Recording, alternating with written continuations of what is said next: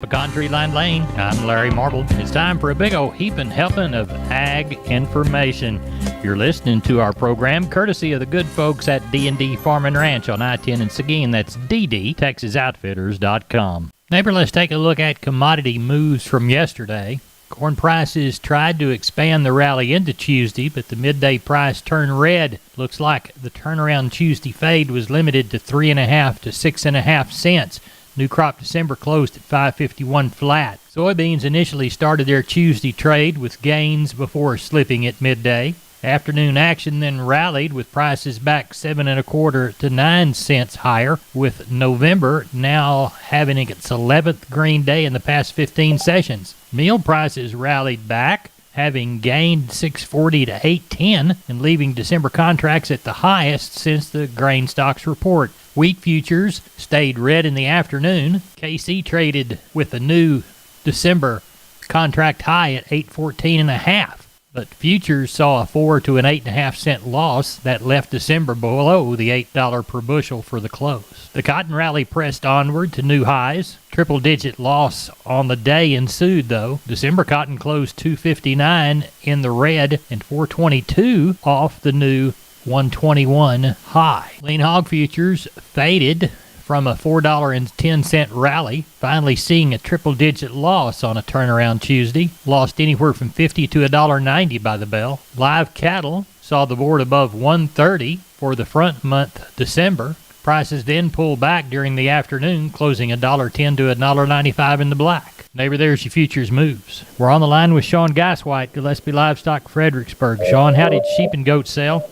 It went good, Larry. We ended up with right around 2,600. The market was pretty much steady all the way through. There might have been a few of them classes just a tick higher. I quoted some of those feeder kids just a hair higher than they were last week. We sold some of those things up to 460, I guess, 440, 460, right in there. I thought that was awful good. The better 60-pound kids got to bring from 360 to up to $4, you know, and there was one set of buttons weighed 50 something, bring 420. So I thought that was awful good. On the lamb market, kind of like it was last week, you know, those lighter lambs kind of bring up to $4 on some of those real fancy ones, lighter ones. And then, you know, the heavier they got, they kind of fell back a little bit. But, you know, even a 90-pound lamb would still bring up around, you know, $2.70 to $3 on some of those things. Good. I thought that was awful good. Nanny market was good. Billy market was good. Everybody jumped in there and acted like they needed a little stock. So we got along pretty good in Fredericksburg. Good. How's the cattle sale going to get along? I'm hoping we'll get along pretty good coming in. We're still hoping for that somewhere around that 1,000 to 1,300, 1,400. Well, that's a broad range. They're rolling in good right now. Weather pending, they're talking like we could get, you know, half inch to an inch tonight, so that could slow it down tomorrow. If for some reason that thing blows through, we don't get any rain, sure ought to catch a few more tomorrow. I've had a few people said if it did rain, they were going to go ahead and bring them tomorrow, but the rain didn't work. So we're just kind of sitting here waiting on the rain to see what we actually tally up. All right. Well, tell everybody how to get a hold of you, Sean Geiswhite. You can reach us at 830-997-4394. We appreciate it, and we'll talk to Wayne late Wednesday evening. That'll work. Thank you. Neighbor, let's take a look at meat moves from yesterday. Pork carcass cutout, 177 higher in the afternoon at 94.21. The fresh bacon index, 212.49, down by 32.74. Hog slaughter, 955,000. Compares to the 958,000 last week, the 983,000 from the same week a year ago. Wholesale box prices in the afternoon, mixed. Choice, 20 lower at $287.38. Select, $1.74 higher at $266.13. Tuesday slaughter, 122,000, setting the week's pace at 243,000. That is between the 244,000 last week and the 242,000 the same week last year. Neighbor, the cash market saw some $128 cattle sell in Texas, Kansas, and Nebraska. There were also some Nebraska cattle going at $130 delivered. There's your meat moves. We're on the line with cousin Brian Litzman from Seguin Cattle Company. Brian, how many noses we going to count Wednesday? Well, I think it's going to be a little lighter, kind of anticipating that 600 to 700. You know, the old timers, they always say you don't sell cattle at the end of the World Series, and that's this week. So that could very possibly be true. Deer season starts, and some people have already headed out, but, you know, heck, it ain't going to hurt anything. I mean, I'd rather hold on to them cattle till the end of November, December anyway. So right. How about sheep and goats? Sheep and goat market, I don't think that's going to be a struggle at all. I mean, you know, like I said, that market is catching on fire. I think it's going to be there all the way through the end of the year. So, like I said, you know, I'm not even worried about the sheep and goat department.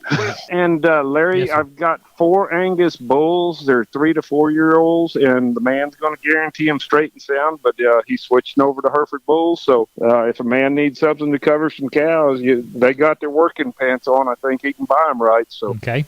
Like I said, they just come see us, and you can give us a call at 830-379-9955. And you can call me on my cell phone at 830-305-0652. We appreciate it, and we'll talk to you tomorrow night. All right. See you tomorrow, Larry. Neighbor, let's take a quick look at cotton movement. The online trading platform, The Seam, reported 15,544 bales sold on Monday at an average gross price of $114.36. Daily Spot Quotation, or DSQ, report says 12,490 bales sold as of the 11/2 update. Kotluka Index on the 1st, another 50 points higher at 123.60. This week's AWP for cotton, 93.37 in cents per pound. Neighbor, there's your cotton move. We're on the line with Kelly Thigpen, Pearsall Livestock. Kelly, at 6:30 on Tuesday evening, looking toward a Wednesday sale. How's it looking now? I'll look like we'll have a decent run of cattle area. I'm going to say somewhere between 600 and 700.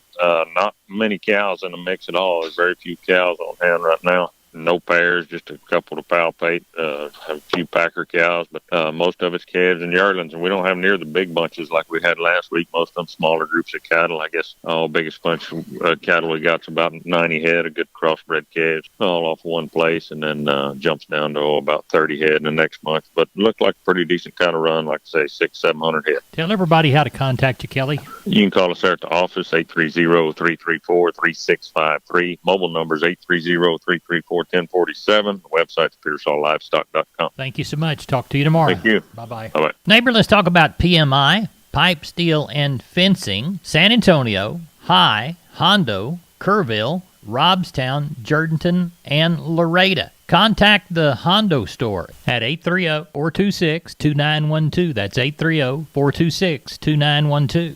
Remember, that's PMI, pipe, steel, and fencing, pipemovers.com. Neighbor, it's time to get a hold of Leo Casas. Leo, how are you today? Doing good, Larry. Just got through with the Solid Rock Bull Sale up here in Crockett. And then tomorrow, which will be Thursday at 7 o'clock at the Rosenberg Fairgrounds, I will be auctioneering the National Brahman Sale. There'll be some seed stock quality Brahman there. Call me if you need information. And keep in mind, we do have some of these F1 Brayford bred cows available, 4 and 5 year olds. And be sure and start ordering your lease bulls if you're interested. We've got plenty of all the popular breeds available. I can be reached at 361-362-5863. Keep up with us on a daily basis on Instagram, Casas Cattle _Rancher 3, or log on to my website for photos, videos, and information, CasasCattle.com, CASAS,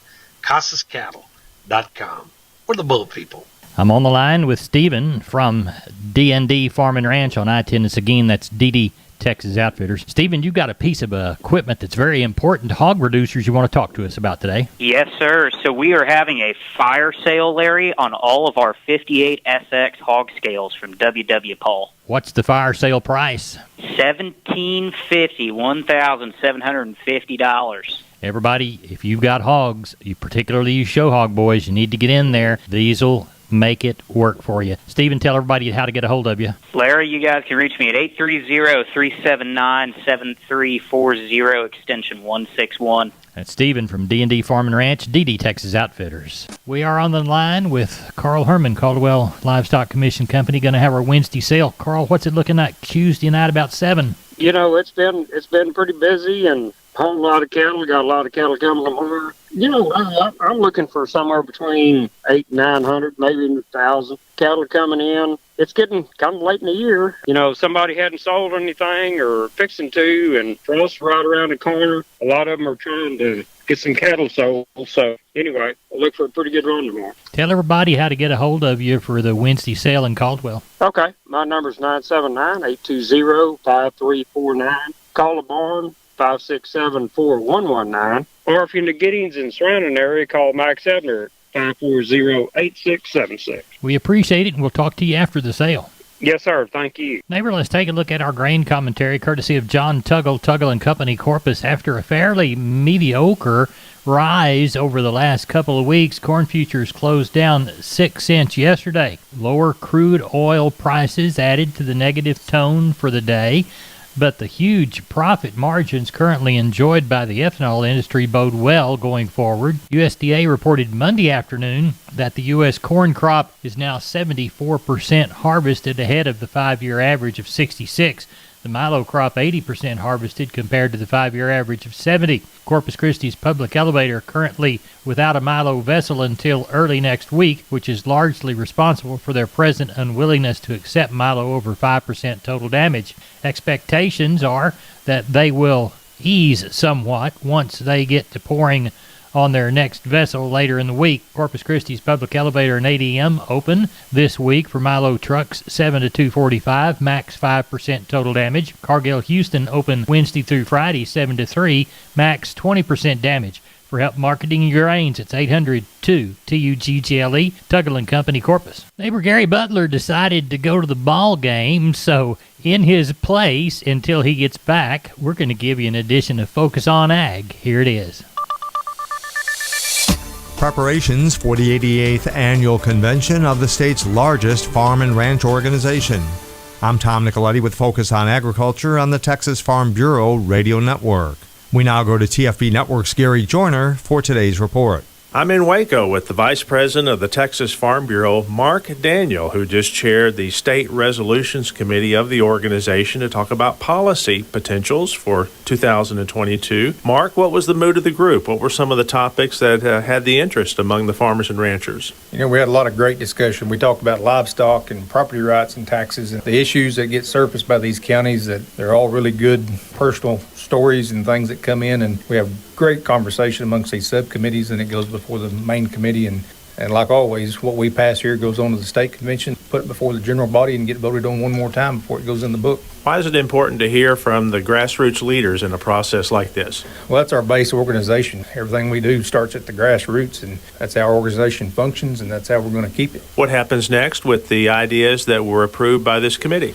Everything that was passed here today will go on to the state convention in December in Corpus Christi, and we review all these before the general delegation, and they get to vote on it. You addressed both state and national issues. Yes, we did. And same token, we try to match up a lot with what the AFBF focuses on, and Texas don't always agree with what goes on nationally, but we try to align our thoughts and be a bigger force in agriculture.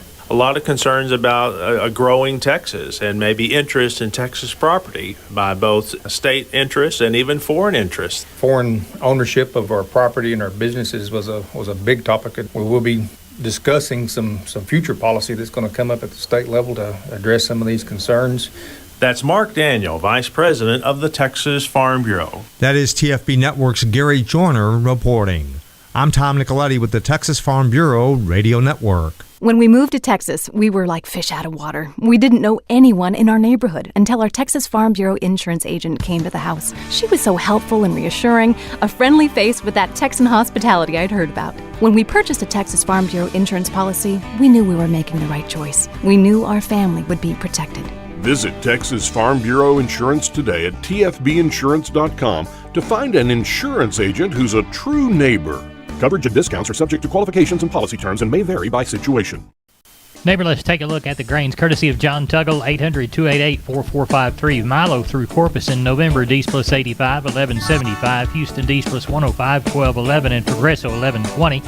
Yellow corn through Corpus in November, D's plus 90, 663. Houston, D's plus 75, 648. Progresso, 1250. Hard red winter wheat through Houston in November, D's plus 70, 868 and a quarter. And number one beans through Houston, November delivery, November less 20, 1224. We moved 3,615 bale of East Texas Oklahoma cotton, 8,719 bale of West Texas. 12,334 was the total. Prices went from $113.50 on the low side to $116.50 on the high side for an average of $115 even money. Neighbor, we're not your average farm show. We're the best darn farm show in 100,000 square miles of the great state of Texas. No brag, just fact. Neighbor, thanks for listening. Good day to you. Be careful. God bless.